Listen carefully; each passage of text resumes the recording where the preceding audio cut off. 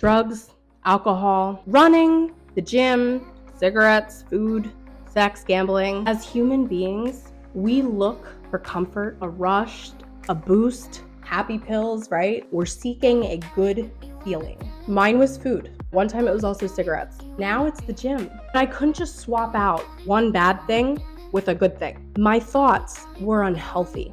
I was unwell, and they supported an entirely different version of me.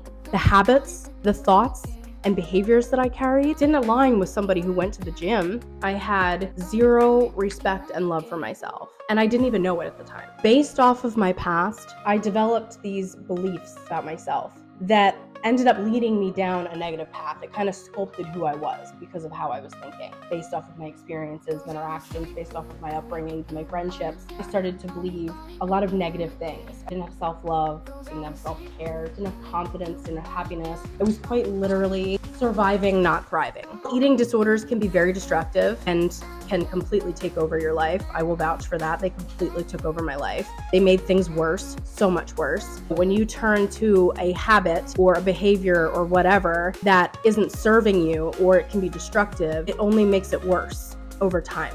You're looking for that temporary fix, that temporary high, that temporary feel-good feeling. And then when you feel worse afterwards, you know that's not something you want to keep doing. You know it's not good for you. It is toxic. It is unhealthy. If you were using it as a drug, it's not good, okay? It is a Band-Aid fix. I'm not downplaying eating disorders. I'm also not downplaying cigarettes. They're both very bad. They're both bad addictions to have, okay? You should seek help. They're not normal. You don't want to live with that. I know you don't want to live with that. But I'm grateful that being's alcohol and drug addiction run in my family. My mother died of an overdose. I am so grateful. I never hit a point where I was so desperate to want to do drugs, to want to try something, to get so unwell and have such a temporary weak moment. Not that anybody's weak that tries drugs, but it's something you're seeking. I'm so grateful that was never an opportunity or an option for me. I could have chosen worse, because cigarettes, while I did try to quit before, started when I was 13, I only quit April of this year. Good 15 years I smoked.